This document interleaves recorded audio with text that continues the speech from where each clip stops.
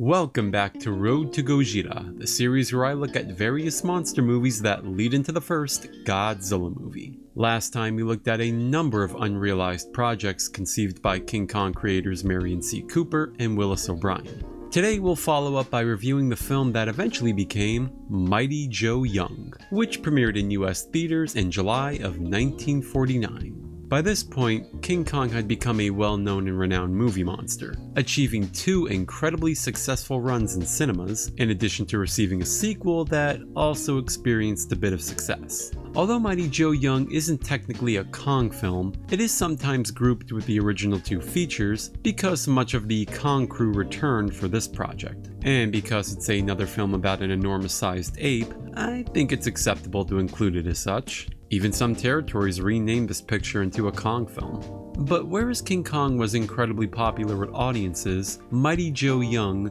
didn't get the same kind of reception. In fact, when it first debuted, it was a financial failure. According to Ray Harryhausen, the movie would have likely been as successful as King Kong if it hadn't taken the same sarcastic approach as Son of Kong. However, just because something did not succeed monetarily does not necessarily mean that it was an unsuccessful endeavor. There could have been a variety of reasons for this, such as poor advertising or the fact that something else was more popular and took the limelight. I'll say it now that Mighty Joe Young is a good movie, but there are a lot of elements that this story lacks compared to its superior. And as we proceed with the review, we'll undoubtedly analyze those and determine why this movie never exactly reached Kong's level of recognition. This is my review of Mighty Joe Young.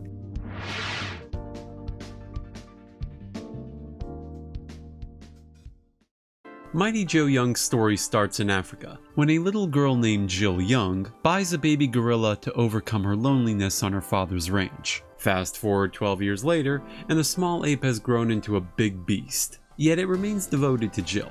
Joe obeys everything Jill says, and the two consider each other as family. This piques the interest of Max O'Hara, an entrepreneur who wants to feature both Jill and Joe as primary attractions to his brand new safari-themed nightclub in Hollywood. Max bargains with Jill for Hollywood life, whom agrees to his offer, and everything starts off great for the duo, before things take a turn for the worse. In contrast to Kong, Mighty Joe Young is not exactly a monster movie. Yes, Joe is taller than an ordinary gorilla and exhibits incredible strength, but other than that, Joe is not treated as your typical movie monster, and this picture isn't treated as your typical monster movie. While some people might not even consider this to be a monster film, you're setting high expectations for viewers when your advertising looks like this and says stuff like this. No, I tell you it isn't big enough. To be honest, I think the publicity really did more harm than good for this film. Painting Joe as this angry, ferocious monster that can just pick anyone up in the palm of his hand, via King Kong. While in the actual movie, he is nothing like that. Joe is not some strange research experiment, a mutated ape from space, or anything of that sort. He's just a normal gorilla living in Africa, but somewhat exaggerated, with nothing really explaining why Joe is abnormal. Joe is not a heartless creature either. Sure, he occasionally loses his temper, however, these events only take place when Joe feels threatened. He also has some sort of hatred for lions, which is never really elaborated on. But I do have a theory for that. The explanation for this can be found in a cut concept that was planned, but never made it to the screen. The idea was to have Joe's mother killed by lions, and I think as a potential form of retaliation, he now harbors animosity towards the big cats. Though that is just a theory of mine since we never actually do see what became of Joe's biological family. In fact, there are quite a few concepts that were planned but never made it into the film. I won't go over all of them, but one that stands out is of Joe fighting animals to the death in some sort of Roman Colosseum setting. Very different from the nightclub backdrop we would eventually get. And what a very cruel thing to do. I mean, this is just animals pitted to harm each other. How this would even get past Jill's approval, let alone animal rights activists, is beyond me. In relation to such matters, if you intend to view this film, get ready to witness some animal neglect that is very unacceptable by today's standards. Yes, stop-motion puppets are used for the majority of sequences involving the creatures, but there are a few scenes in which actual animals are either being agitated or forced to participate in actions they clearly don't want to be involved in.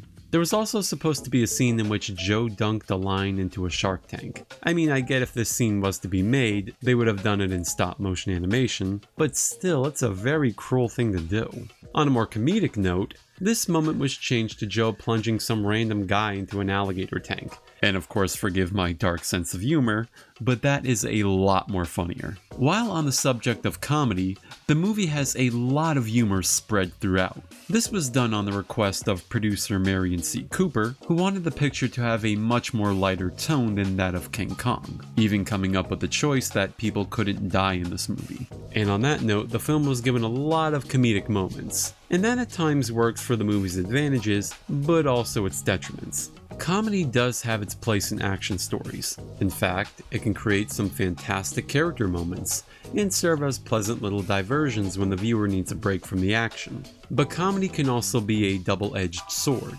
In other words, writers must use caution when deciding where to include humor to avoid ruining powerful, emotionally charged scenes. Like a little moment from Godzilla King of the Monsters. You know, like seeing you got your big, deep speech wisdom from a really long fortune cookie. That joke was so worth ruining this big, deep moment with our characters. Ugh, God, I hate that moment. Anyway, in contrast to modern movies, Mighty Joe Young's comedy is presented in a slightly unconventional way. While there are occasional moments I laugh at, most of the humor is provided by unimportant background characters who don't really add anything to the plot, making the humorous bits seem like filler to help extend the runtime. Why not offer these amusing moments to our major leads? It could have helped give these motionless individuals some personality. Given that remark, it shouldn't come to any surprise that I don't really much care for the story's major leads. Cowboy Greg here serves as the main female's romantic interest in one of the most underdeveloped romances I have ever seen in a movie. Actor Robert Armstrong, who betrayed Carl Denham in the Kong films, makes a comeback as Max O'Hara, a figure who is remarkably similar to Denham. Both men wish to take use of nature for their own selfish ends, both are rather optimistic businessmen, and both have the ability to convince our blonde female leads into a world of excitement, which is also to help get the story going. Even their stage sequences are rather similar to one another when they're about to reveal the monster. Of the trio, O'Hara is the most humorous of the bunch, and you could tell Robert Armstrong is having the time of his life playing this role. Classy. While I don't like him as much as Carl Denham, I still think Max O'Hara is at least a fun character. Jill I find to be the most disappointing character in this story. Since Jill views Joe as a sibling instead of a pet, I was really hoping to see some amazing character dynamics between the two, as well as some insight into how their lives have altered due to their new Hollywood lifestyle, and how they could continue to grow as a family in their new residence. There is a hint of that in this film, but it never really goes anywhere. It just kind of goes to show you that the filmmakers just didn't care to give these characters any depth or complexity. It's like, who cares about character development? Look at the big monkey play tug of war with some strong guys. Having said all that, we can begin to identify some of the film's issues. Starting with the premise. Mighty Joe Young lacks the fantasy backdrop of King Kong, and instead plays things mostly straight. Now, there's nothing wrong with that per se. However, unlike Kong, this film lacks the sense of adventure. I mean, think about it. After a brief visit to Africa, the majority of the film is spent within a nightclub. I mean, the place is full of excitement, but compared to Skull Island, which had so much mystique and level of detail, the nightclub gets old rather quickly. Also, compared to Kong, Joe is considerably smaller and doesn't have any genuine opponents with whom to test his might. Joe gets into fights with lions, cowboys, and even a bunch of strongmen, which are all really fun scenes, let's not undermine those. But come on though, can you really liken those to King Kong facing off against prehistoric giants? Additionally, it's a little depressing to see Joe pound lions to death. It's awesome to watch Kong beat an elasmosaur, but it's devastating to watch Joe strangle a poor lion. I get due to the lack of fantasy components within the plot, Joe must face the enormous cats to prove his might. Lions are generally strong animals, but not in comparison to Mr. Joseph Young of Africa. Oh, that lovely name. Did you know that Mr. Joseph Young of Africa was originally going to be the film's title? I'm not sure what process of thinking went into coming up with that title, but thankfully it was changed to Mighty Joe Young later on. Although this moniker is unquestionably superior to the previous one, it lacks the monstrous identity of names like Godzilla or King Kong. To give an example, when I told some friends I was watching Mighty Joe Young, many mistook it for a movie about a boxer or a wrestler. So the name definitely has some power to link it to a strong guy, it's just that people aren't going to think of the name belonging to an ape. Yes, I know monster movie fanatics are going to know that, but the common moviegoer just isn't. But enough about poor advertising choices, let's talk about poor writing choices. But before doing so, I want to emphasize that Mighty Joe Young is a good film, but it isn't one that is incredibly well structured.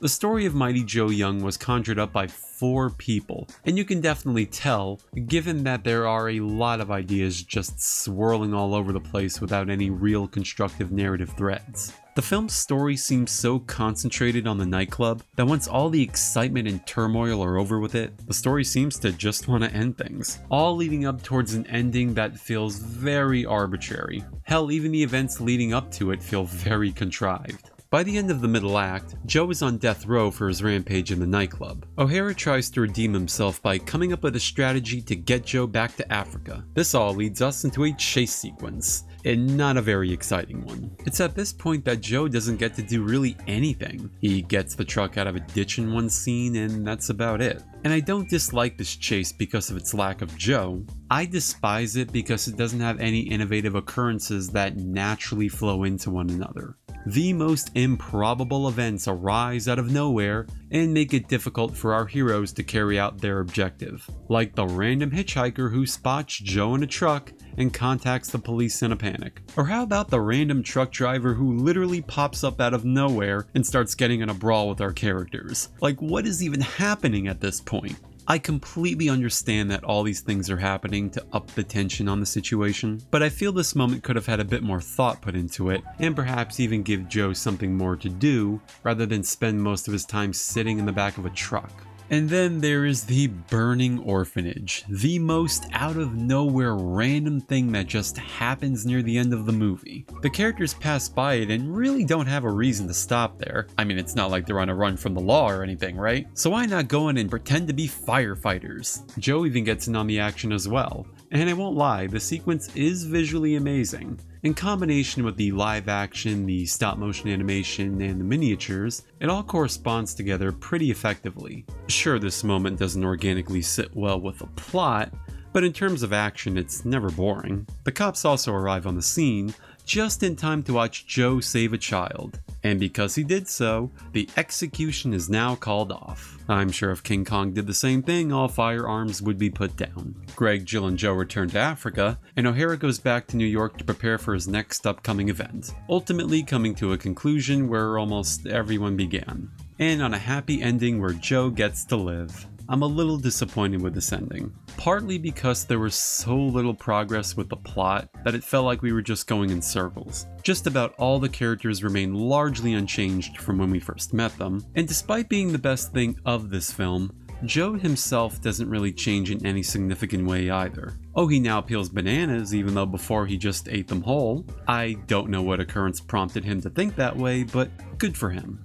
Overall, Mighty Joe Young is a good movie, but it's just a tad bit disjointed. The characters do not develop in any meaningful way, the story is sometimes all over the place, and the only real reason to watch this movie is for Joe. All the best scenes involve him. There's a good time to be had with this movie, but don't expect anything as grand and spectacular as King Kong was. And don't let the advertising deceive you. This movie is not on the same scale as King Kong. But before we conclude this episode, this is pretty much where we're going to say goodbye to Willis O'Brien, at least for now. We have been following this man from the very first episode of the series and have witnessed both his high and low periods in his career. While he would continue to work on projects following this one, nothing he worked on afterwards truly compares to what he accomplished with Marion Cooper in his outstanding guerrilla pictures. At the 1950 American Academy Awards, Mighty Joe Young took home the Special Effects Oscar. The award was intended for Cooper, but Cooper believed Obie deserved it for all the hard work he had done for him on Mighty Joe Young and several other films that began with King Kong. Despite the tales of the two often butting heads, it's good to know that both men did indeed respect one another. Mighty Joe Young may lack a lot of story, but it's undoubtedly superior to King Kong in terms of visual effects. There are a lot of amazing moments that smoothly incorporate Joe into the live action scenes, and Joe expresses a variety of emotions. Stop-motion animator Ray Harryhausen put a lot of work and passion into making the animation seem as good as it did, and deserves a lot of credit for his effort. This film was Harryhausen's debut in motion pictures, and he went on to make some of the most iconic monster movies in the years that followed, including what could be considered the first atomic kaiju movie. Thank you all for watching to the end, and I'll see you next time.